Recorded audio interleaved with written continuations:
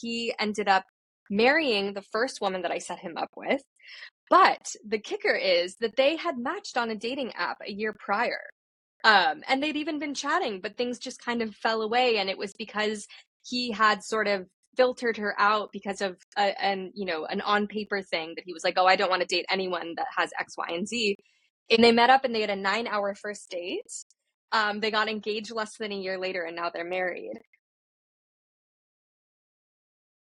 Welcome to Challenges of a Matchmaker. I'm your host, Shai Tesler, and I'm excited to have you here. For those who are new to the channel, Challenges of a Matchmaker is a series which we sit down with matchmakers and relationship experts to discuss real challenges behind the work of matchmaking. In every episode, we explore 3 areas. The first is awareness and coaching, helping people recognize when they actually need guidance.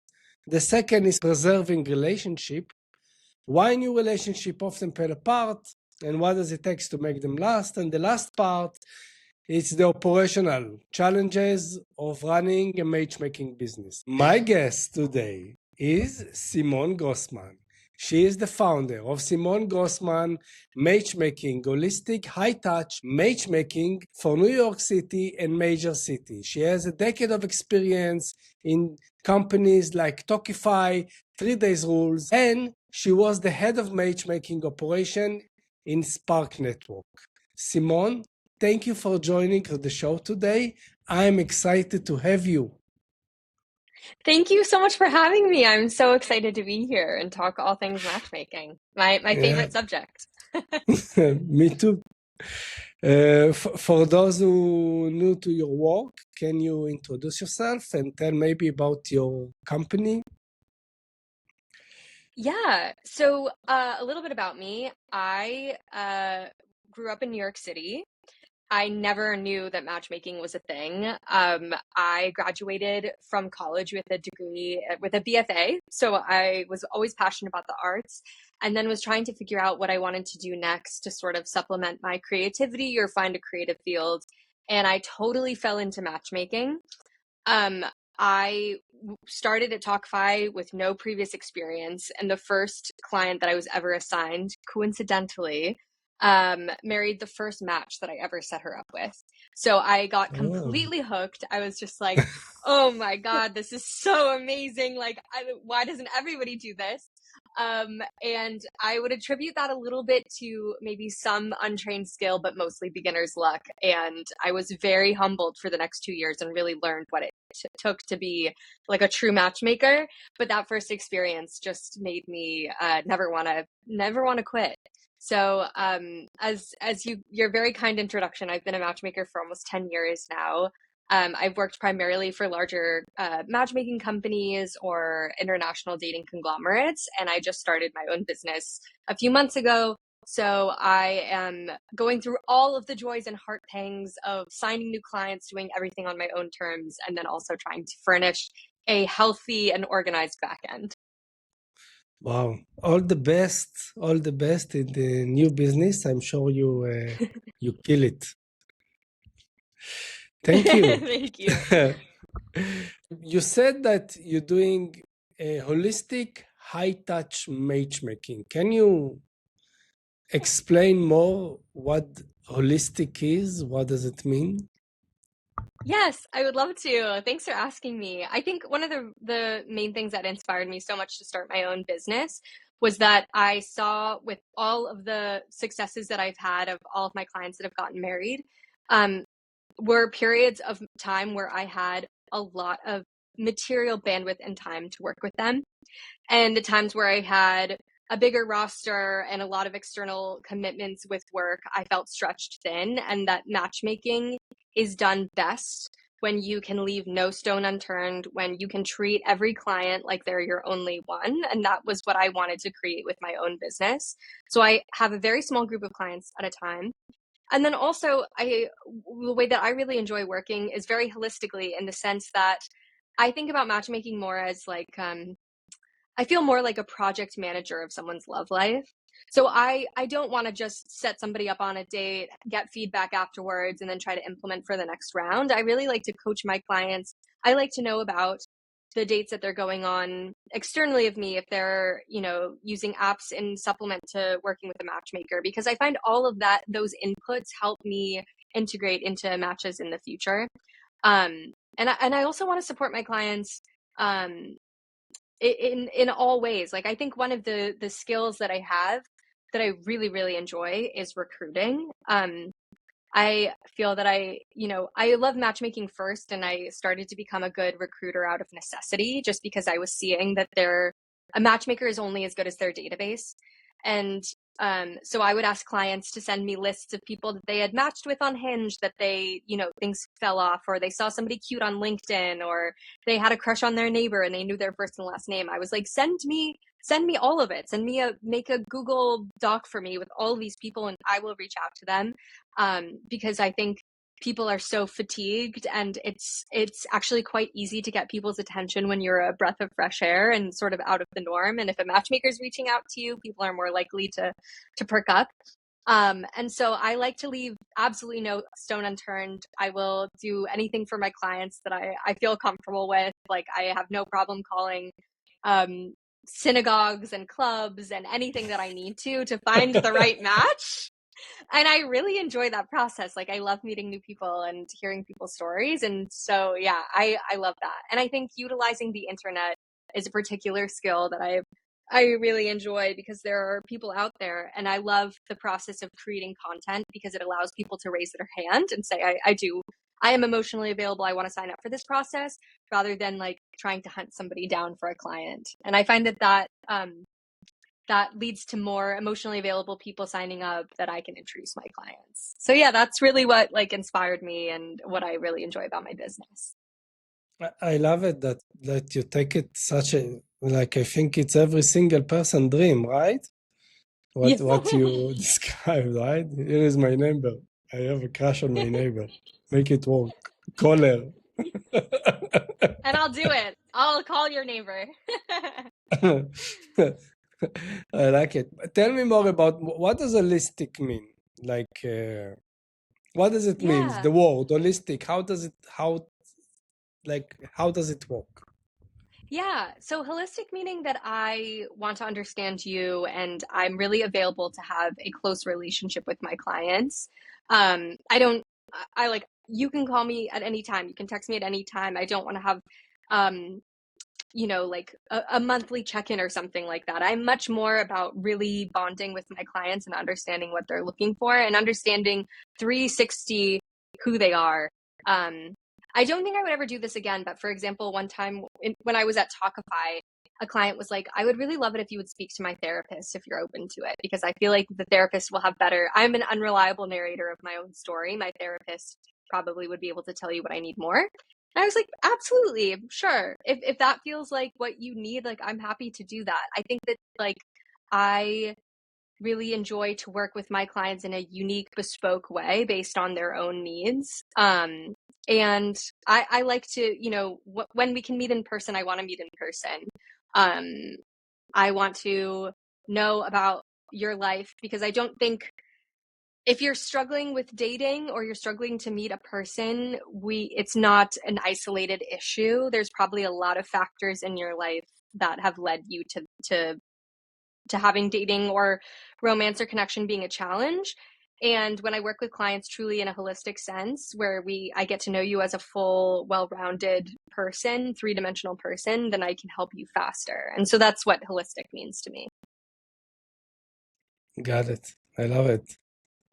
Thank you. Thank you. Let's jump into the questions, okay? The first question is in awareness and coaching. What is the most common challenges that you see when people, you know, they're coming to a matchmaking agency? Yes.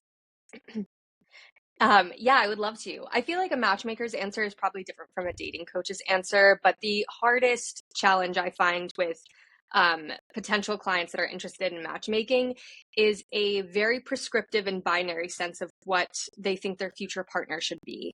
And those are primarily a hyper focus on maybe two-dimensional qualities in a person. So that could be income, that could be height, that could be physical preferences. Um, it could be just people are. I find that it is difficult to work with clients that are very convinced that the only way they could fall in love is if they have a predetermined set of boxes that their future partner checks. And I'm sure this has come up with other matchmakers you've interviewed, but I know that a lot of clients that I've been successful with, and even clients that I haven't been successful with, that I wasn't able to introduce their future partner, the person that they end up with is very likely somebody that falls slightly outside of those preferences. So as much as we make plans, I feel like God or the universe always laughs, and sort of a matchmaker's true calling is to honor and really distill what their client is looking for, never to steer them away from themselves, but also to open up the possibilities of what that person could look like, which is always slightly not what you expected, which is the beauty of life. You wouldn't want to order somebody and have them come fully formed to your doorstep. There's like a little whimsy and mystery in life. And so I really enjoy that challenge. And I do think it's really important to point out that it's not to convince a client that their preferences are wrong, or that there isn't some inherent value, or there's a reason why they have such a tight grip on certain preferences. It's to kind of gently loosen that and to expand their mind a little bit, which I love. It's the best feeling in life is to be slightly surprised, in a good way. And then I'm sorry, the second part of your question. The first one was, people they coming to a matchmaker agency, and I realized there is a lot of coaching involved. Like they think they are ready Yes. for relationship, and then they discover that I heard some matchmaker that say, "No, I cannot send you to introduction yet. Like you're not ready yet." Yes. And then the second part is about coaching and not. What was the Like second part of your how do question? you like? I tell you from my experience. My good example is that I was single for many years. If someone tell me that I need coaching, there is always someone to blame. The rain, the weather, that wasn't a match. Mm, But if someone told me, "Hey, Shai, you need to do some work. You need to improve here and here," and I know part of mm, matchmaking is coaching and showing people places that they need to improve in order to have a relationship. yes. That is always the part that I think is sort of is the secret underlying to clients, or why they reach out to a matchmaker. They think that a lot of clients, and not all, because I do feel like I've worked with some really amazing people that are very self-actualized and fully formed and ready to go out. But with clients that I see need a little bit of tender love and care, they'll come to matchmakers with what they want, and then we give them what they need, which Yeah. isn't always as appealing. But I think one of the common misconceptions is that, and a sort of tip off for me when a client needs coaching, is that they make blanket statements about the kinds of people that are out there. So, there's no good people left. Meanwhile, we have so much access on dating apps. And um, one of my favorite matchmaking success stories is that I had a client who was just always picking wrong, and his friend group decided to pull together and surprise him with a matchmaking package for his birthday. Ah, And and I almost never took clients sight unseen, but his friend group described him so lovely, and were like, we really want to do this for him. And so I was like, okay, I will sign him sight unseen so that we can still have it be a surprise. And he is another example of a client that I got it right on the very first match. He ended up marrying the first woman that I set him up with. But the kicker is that they had matched on a dating app a year prior. And they'd even been chatting, but things just kind of fell away. And it was because he had sort of filtered her out because of an on paper thing that he was like, oh, I don't want to date anyone that has X, Y, and Z. And I think because of that, he was quick to write people off. And then I, spoke to him, and I was like, this woman is really amazing. I think that she's worth your time. And they met up, and they had a 9-hour first date. They got engaged less than a year later and now they're married. So I think a lot of the times that, a lot of people need coaching is that we are very quick to dismiss. We're very quick to be suspicious of other people these days in a lot of ways. I think apps kind of promote that. And so a lot of times what I want to work on with people is to assume good intent, to assume that there are actually a lot of really amazing people out there, and that sometimes the way to meet someone is not through the apps, but another way that, or what am I trying to say? A better way to meet somebody, or sometimes a way to really forge a connection, is through another person, not just through technology, because that can feel kind of stale. But yeah, there's a lot of, my philosophy with coaching with clients, I think, is that I don't have like a rote set of rules. I really coach and work with the person, like with the individual. So I don't have a canon of like best practices with each client. I really like to take more of uh, a little bit more of like a clinical, maybe almost therapeutic approach, where I like to reflect back to them. I feel that lived experience sometimes is more helpful than just intellectual, like talking through situations. So when sometimes matchmaking is really helpful for that, for coaching, because you will set them up with someone that checks every box, and then they'll see that that still didn't work out, and that lived tangible example gives us more room to work off of for thoughtful, productive conversations to kind of expand people's minds, because theory and practice need to be blended equally to really change someone's mind. Yeah, it makes a lot of sense. Hmm. Thank you. It was spot on. Thank you. Okay, it sounds like sometimes they need to have the right environment, right? And to have the correct guidance. If you are on dating app, you're just swiping, and there is like this. It's about box checking. And when you go to a matchmaker, it's totally something much more deeper than that. And also give you a safe place to know someone. There is to know someone to speak with. So I wanted to ask. Usually, my next question is, my next question is, when awareness shows up, how do you help them shift their thinking of behavior?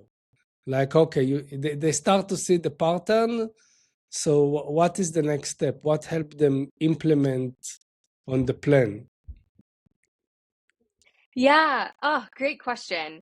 I like to really, I think the most helpful way to capitalize on that momentum is another date, to see, um, to try to implement in practice all of the awareness that they're starting to gather.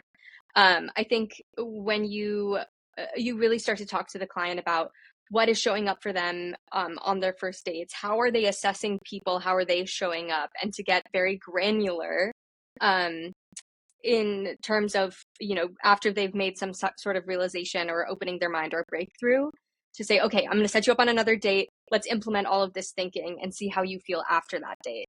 Because madness is doing the same thing over and over again and expecting different results. And so when somebody is finally ready to change or expand their mind, I say, okay, perfect.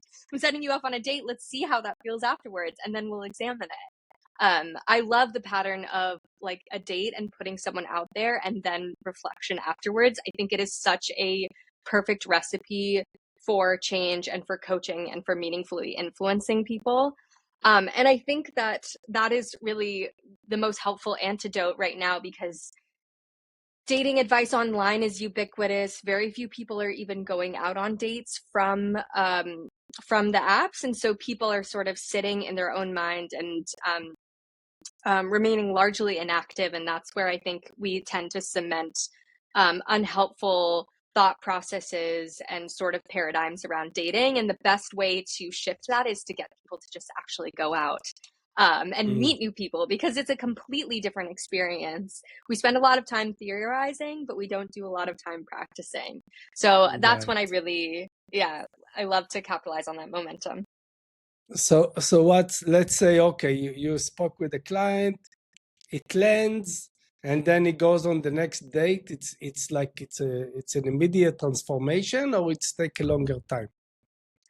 Ah, sometimes, I mean, best case scenario, someone changes their mind immediately, but I think like all things that last, it takes a little bit of time. But for example, I had a client who was slightly older and was really convinced that he couldn't date anyone with kids because he felt like he wanted to be a priority in a relationship and he didn't want to compete or spread time or was anxious about that. And I finally got him to open his mind because there was this woman that checked all of the other things he was looking for. And I felt really was such a nice compliment and they had so much in common. And so, he was somebody who finally I had convinced, okay, this is expanding your mind and not settling. But I think is a way for you to really like achieve some happiness. So give this person a chance. And they went out on a date and he had the most wonderful time. They, spent hours talking together. I think that they even kissed. And then he came back to me with feedback and was like, "Oh, it was a beautiful night. I absolutely loved her. She's perfect, but I can't date her because she has a kid." And so, sometimes you like, you take one step forward and one step back. And eventually I think I got him there, but that's like an example of, I think it sometimes something clicks immediately and it's an epiphany and it stays. And sometimes things just need to Yeah, build, which is why I think yeah, like all meaningful things and permanent changes in your life and ways of thinking, it's suddenly and all at once. Like you slowly build and work with somebody and then yeah, the shift happens in seemingly a second. yeah, yeah. For me, it took to burn in deep oil. How do you mean? Wait, say more. Like I had a relationship, and like I have a really painful experience. Hmm. A lot of them that took me to change. Yeah. Mm. Yes. I was I was joking with one of my friends the other day that I feel the exact same way as you. I had to learn the hard way with everything in my life. Yeah. But Um, luckily we learn, yeah, right? nothing. Yeah. Mm-hmm. Yeah. Yes, Nothing and what? sometimes Continue, it sorry. feels more. Yes, sometimes that feels weirdly the most satisfying is learning the hard way. Yeah. If there are some single people watching today and you want to give them a tip, what would it be? Um, I think the biggest thing that I've seen and what I would find the most useful is to have the biggest, most open heart. Assume good intent, go into every date with as much enthusiasm as you can genuinely muster, and take time off if you can't get there, and have combined with very firm sense of boundaries.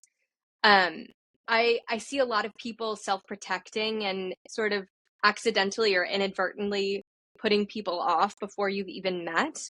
And so I would say open heart, assume the best case scenario, be as optimistic as you can because there are really fantastic people out there everywhere for you.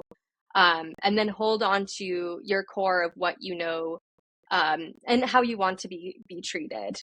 But yeah, so I think that beautiful combination will set you up for so much success and Got to it. try to have that an equal balance. Got it. So it sounds like there could be a conflict, but it's need to be like in a delicate way. Like you need to be really open hearted, but you also need to be defensive. But you need to know how to Hmm. set boundaries in a way that you will not close yourself emotionally, and you will gain nothing from this date, right? Am I in the right direction? Exactly. That's exactly what I mean. Well said. Thank you. Okay, second part of this interview, it's challenges in preserving relationship. What are the most common mistakes you see new couples make when they start a relationship? Yeah. I think that because we live in a world where everything is so instant and we expect immediate results, we expect everything to be easy. We now live in this culture where we place such a high premium on perfection and that our partner has to be our best friend and our best lover and intuitively understand everything that we're thinking and be the sort of everything to us at the same time. Um, it's sort of this impossible standard. And I also find that when people are single longer, they tend to put more pressure on who their future partner is going to be. And this level of like hyper perfectionism leads people to feel sort of hyper vigilant for red flags and always having one foot out the door. And relationships often compound and build over time. Intimacy is won through conflict and repair and time. We cannot sous vide, we cannot microwave like intimacy and connection that is earned. And so I find that a lot of people that are just starting out in a relationship, they are quick to, expecting something to be easy and perfect. And then when there's a little bit of conflict, they're quick to duck out or to end a relationship prematurely when I think it's okay to give things a little bit of time, and also to understand that no one is going to be everything to you. Yeah. So that's what I think that's what I see the most when in reality, a relationship without conflict isn't a relationship. Yeah. And a conflict, it's a place to grow, right? It's Yes, to learn about each other and to deepen your connection, really. And yeah. of course there's certain types of conflict which, you know, are irreparable and, maybe are a sign that the relationship isn't right, but I find that we over index on the former where, or the latter where you know, a lot Got of it. things can be repaired. Like we maybe, if I hear it correctly, maybe like we have some bad experience and like we project those bad experiences and as on every single conflict that we see out there, right? Yes, or there is this sort of sense that it's like, oh, well, my future husband wouldn't do X, Y, and Z. And so if you're not checking all these boxes, you're not my future husband. When it's like, maybe you are. Maybe he is your Yeah. future husband, but he also has a different quality that you didn't expect. Yeah. How, like, at what point a matchmaker usually needs to step out once a relationship began? How often a matchmaker appear in the relationship? Early stages.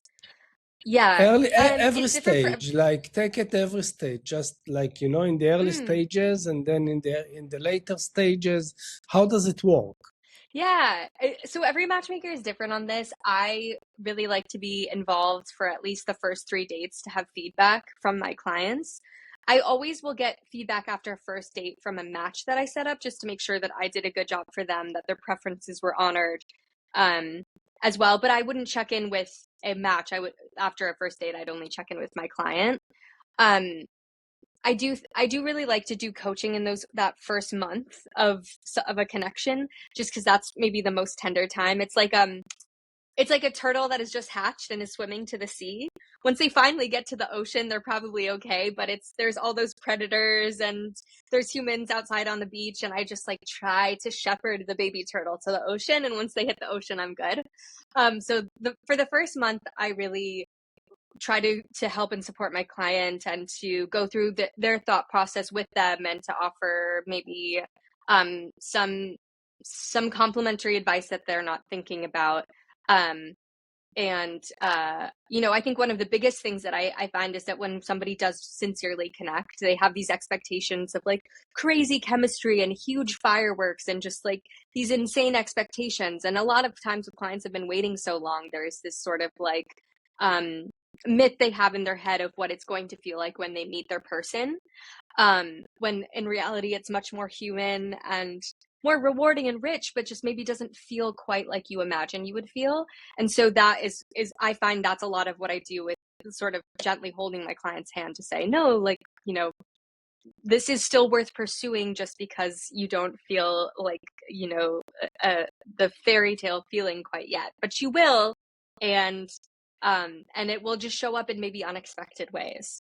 And of course, I also want to offer that sometimes I do work with clients where like it is immediate, they have a 9-hour date, they're obsessed with each other, and then my job is done and I don't hear from them again. So there's a balance of both, but more often than not, I'm really like shepherding my sea turtles to the ocean for the first month. Um, I like it. I yeah, like and then in this terms, analogy. thank you. And then in terms of like the shelf life of a relationship, I've definitely, also been sort of a relationship coach with certain clients where they'll be about a year in or 6 months in and they're not feeling quite right, or there's some conflict, or after 6 months the honeymoon phase is typically over with a lot of couples. And so I will help and support in certain ways. And sometimes it's to tell them, yeah, I don't think this is the right person for you. You're not feeling the way that you should, or there's some really material differences that I don't think you'll get over. Or it'll be like, hey, I am seeing, based on some patterns that I saw with you early on in dating, or what I know about your history, I think that that's coming back up for you. And there's a little bit of self-sabotage here. So sometimes that happens. And then the best is when they are happily in relationships and will send you Christmas cards and wedding photos. And I've been keeping in touch with one of my clients that I've set up with two different partners. The first one was maybe not the right relationship. The second one we really got right. So my partner and I are going on a double date with him and his girlfriend in like 3 weeks. I'm so excited. They're visiting New York. So that's the first time that that's happened. But that's another way that I like to maintain relationships with clients, is like to stay quite close with them. So that'll be quite fun. And I do keep in touch with clients that want to keep in touch with me. Sometimes people have a more transactional relationship, which is wonderful. You've hired me to do a service. I have no expectations, but I certainly love staying as close with clients as they'd like to be. And so I see certain clients when they're in town, and I catch up with everyone to see how they're doing. Oh, nice. They're becoming friends. Yes, yes. Some of them, not all, but anyone Yeah. who it feels right to stay in touch with, I will. Thank you. For this section of preserving relationship, last question: if there is one takeaway, one tip that you can give a couple who start dating, what will it be? Couples who are newly in a relationship. Yeah, they start dating. What tip will you give them? One tip, only one tip to give them that will help them on the next relationship or current one.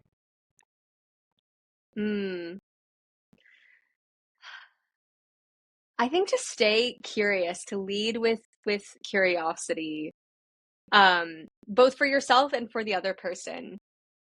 I think, especially for a younger generation, who are skew very anxious.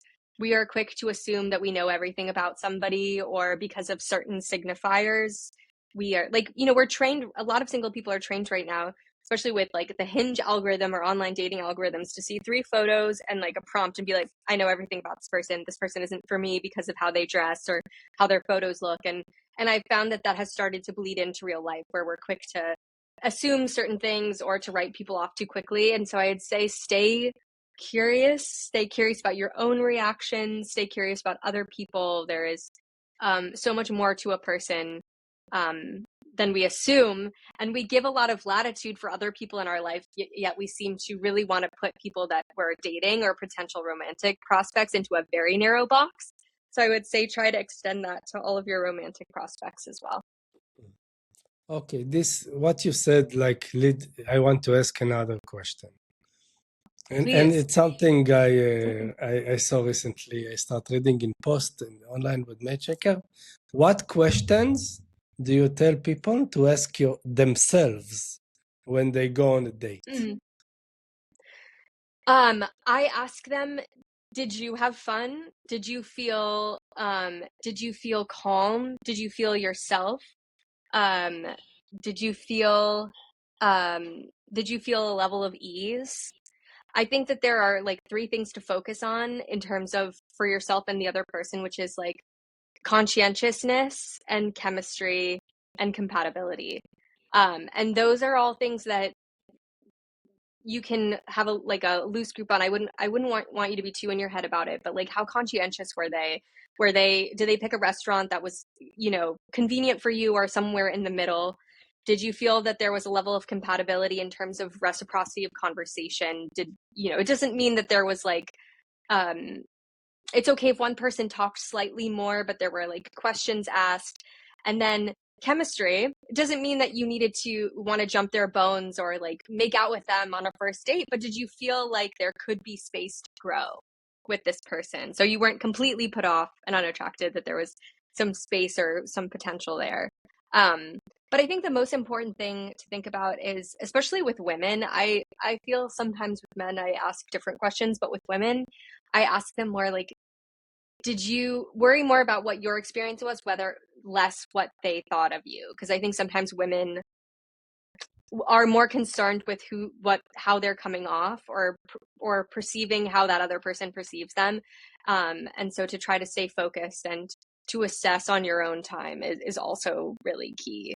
Especially for people that have anxious attachments or are like prone to people pleasing, that is super, super important to try to combat. Thank you. Okay, in the last section of questions in the operational side of running a matchmaking business, what is the most challenging operational that it's the most hard for you? And now, especially like you have a new business, now you work in big companies that they have everything ready, and now you need to do everything yourself. Like now you become a CEO. Like what is the now you can see what steals your time, what you like, what you don't. What is the biggest challenges here? Oh, there are so many. It's hard to pick the biggest. I also, maybe unwisely, but I'm doing it anyway, decided to build my CRM completely from scratch. Just because I have spent the past year running operations and really wanted to completely customize my own experience and how I know I like to work. So that has been a really big challenge, which I don't know if I regret it, but I'm glad that I'm proud of myself for taking on the task. That said, I think the biggest challenge is automations. So automating my workflows is extremely important because I am one person. I also do a lot of social media, and so I get a ton of inbound messages, like DMs, a ton of inbound interest, and I want to make sure that I respond to everybody thoughtfully and with some level of speed. So I would say automating all of my workflows and communication and emails has been probably the biggest challenge, because I do really, I intentionally am trying to keep this business small. I just started, so even talking about scaling is maybe a little bit premature, but like scaling is never something that I think I will be interested in. It's really like one of the core principles of starting my own business is that I wanted to keep it small and very high touch. So, but that said, I still have a lot of people to reach out to every single day. And yeah, that gets exhausting. So that's been a huge challenge. And trying to be able to offload as much admin as possible so I can do what I do best, which is vetting and matchmaking. Yeah, the speaking to connect with people. This is like Yes, exactly. Yeah. Yeah, that's my gift. Not emails so much. Not automations. No, definitely not. Okay. So tell me more challenges here. Like I want to hear more. Like I learned from this so much. It's gold. Oh yeah, well I can definitely. One thing I'm struggling with with automations right now is, for example, when I sign a client, I'm doing everything manually. So I'm sending them the contract. I want to create something where it's like immediately after they sign immediately after I have a closing call with someone and I know they want to move forward with me, I want to be able to automate. So I just send them the contract, they sign it, then they immediately get an email setting them up for a welcome meeting. Because right now I'm doing all of that and I'm storing, it just becomes such a headache. And then also I have about, I'm very proud of myself in the sense that I've created a very strong lead funnel for people joining my database. Like as of today, I have about 5,000 people in my database, and I average about 20 new people coming in every day, sometimes more. Wow. Um, but the emails aren't always working. Like sometimes the emails go to spam. I don't have like a good drip campaign so that once they sign up and they're in the pool, then they know about my offerings. So like that has been such a headache for me. I need to figure out a way to have a better monthly newsletter. So like all of the communication parts and just making it really easy so I can be hands off, I think has been probably the most challenging. And then also getting my like email rate or email, just a lot of it is going to spam. So I have the delivery rate. I'm really working hard on trying to get my like deliverability of my emails to be better so that everyone gets them. Because a lot of them are still going to spam. So like that type of thing would be so helpful. Got it. Yeah. Thank you. Simone Grossman, thank you so much for joining today to Challenges of a Matchmaker. I really enjoyed having you. If someone wants to learn more about your business and what you're doing, where they can find you. They can find me at Internet Yenta on Instagram or TikTok, or visit my website at simonegrossmanmatchmaking.com.